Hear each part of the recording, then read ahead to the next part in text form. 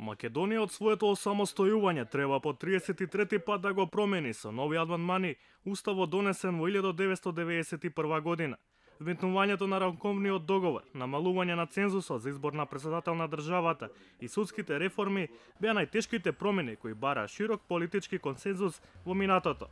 Иако сега обезбедено двотретинско мнозинство, опозицијата и натаму е силен противник на отворањето на уставот кој ќе претрпи големи промени со преспанскиот договор, но и измена на преамбулата.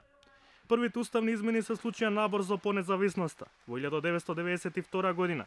Токму поради спорот со соседна Грција беа усвоени амандманите 1 и 2 со кои се прецизираше односот на македонската држава кон малцинствата надвор од границите, со прецизирање дека Македонија нема да се меша во внатрешните работи на соседните држави. Во овој амандмански пакет беше потенцирано и дека Македонија нема територијални претензии кон соседните држави и дека границата може да се менува само со уставот врз принцип на доброволност согласно меѓународните норми.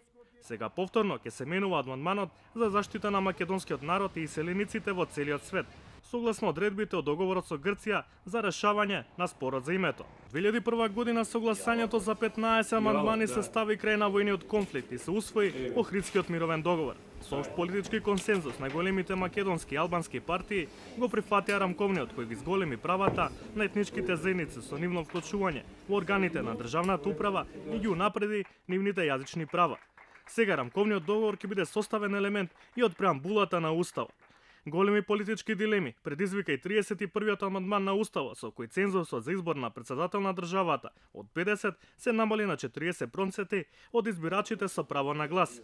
Во 2008 година беа наметнати дилеми за дали воопшто председател на државата треба да се гласа на избори. Идејата за негов избор во собранието не пројде кај политичките партии, но таа во одредени кругови се уште не е изгасната. Од 27 годишната македонска независност, уставот се менуваше за организација на судската власт со 11 амандмани. Потоа амандман за време траењето и продолжувањето на притворот, како и последниот 32 амандман на уставот со кој се регулира одземање на државјанството, протерување на државјани и негова екстрадиција само врз основа на меѓународно ратификувани договори.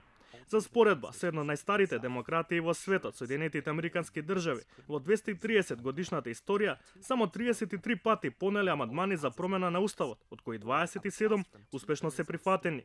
Речиси секогаш кога во Македонија се оди на уставни измени, експертите го користат терминот отворање на Пандорината кутија, бидејќи често предвидените амандмани ја надминуваат почетната идеја за решавање на одреден системски проблем и оставаат простор за поголеми и почести измени на највисокиот државен правен акт.